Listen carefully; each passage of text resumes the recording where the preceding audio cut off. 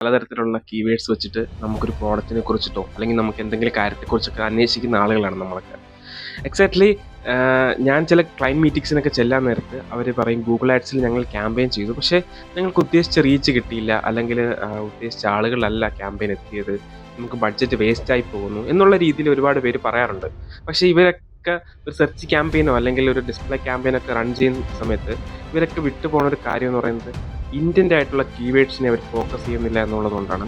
ഇപ്പം നമ്മൾ സെർച്ച് ചെയ്യുന്ന ഇപ്പം നമുക്ക് എന്തെങ്കിലും കുറിച്ച് അറിയണം, അതായത് എങ്ങനെയാണ് ഗൂഗിൾ ആഡ്സ് ചെയ്യുന്നത്, how to set up a Google ads campaign, ഇങ്ങനത്തുള്ള കാര്യങ്ങൾ നമുക്ക് കുറച്ച് റിസൾട്ട് ഇങ്ങോട്ട് കിട്ടും. അതിനെയാണ് നമ്മൾ ഇൻഫർമേഷണൽ ഇൻറ്റൻറ്റ് എന്ന് പറയുന്നത്. അത് ബ്ലോഗ് രൂപത്തിലോ അല്ലെങ്കിൽ ഒരു വീഡിയോയുടെ രൂപത്തിലൊക്കെ ആയിരിക്കും നമുക്ക് അതിനെക്കുറിച്ചുള്ള ഡീറ്റെയിൽസ് കിട്ടുന്നത്.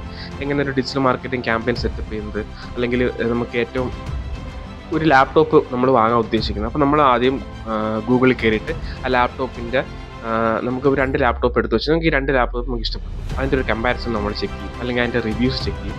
ഇങ്ങനെയൊക്കെയാണ് നമ്മൾ ഇൻഫർമേഷണൽ ഇൻറ്റൻറ്റ് എന്ന് പറയുന്നത്. അല്ലെങ്കിൽ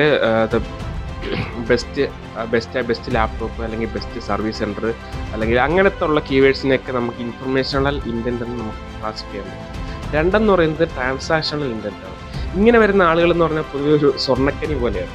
അതായത് ഇവർ അത് പർച്ചേസ് ചെയ്യും, അല്ലെങ്കിൽ അതവർ ഓർഡർ ചെയ്യും, അല്ലെങ്കിൽ അവർ ബുക്ക് ചെയ്യും എന്നുള്ള ഉറപ്പുള്ള ആളുകളിലേക്ക് നമ്മൾ ക്യാമ്പയിൻസ് ടാർഗറ്റ് ചെയ്ത് റൺ ചെയ്യുമ്പോഴാണ് ഈ ട്രാൻസാക്ഷണൽ ഇൻറ്റൻസ് പൊതുവെ വർക്കൗട്ട് ആവുന്നത്. അതായത് ഇപ്പോൾ കൊച്ചിയിലേക്ക് ഒരാൾ ടൂറിസത്തിൻ്റെ ഭാഗമായിട്ട് കൊച്ചിയിലെത്തും. അപ്പോൾ അയാൾക്ക് എന്ത് ചെയ്യണം, അവിടെ ഒരു റൂം ബുക്ക് ചെയ്യണം.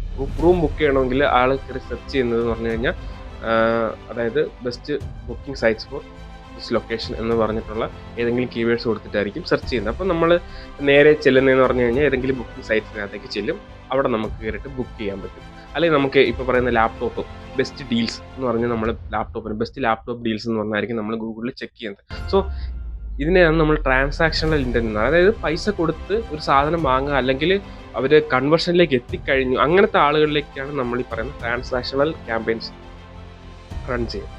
സോ നമുക്ക് ഇനി നമ്മൾ ഒരു ക്യാമ്പയിൻ സെറ്റപ്പ് ചെയ്യാൻ നേരത്ത് നമ്മൾ പർട്ടിക്കുലർലി നമ്മൾ ശ്രദ്ധിക്കുക, നമ്മൾ ഇൻറ്റൻ്റ് ആയിട്ടുള്ള കീവേഡ്സ് കൃത്യമായിട്ട് നമ്മൾ ഫോക്കസ് ചെയ്ത് കഴിഞ്ഞാൽ നമ്മൾ ഉദ്ദേശിക്കുന്ന ആളുകളിലേക്ക് തന്നെ ക്യാമ്പയിൻസ് എത്തിക്കാൻ പറ്റും.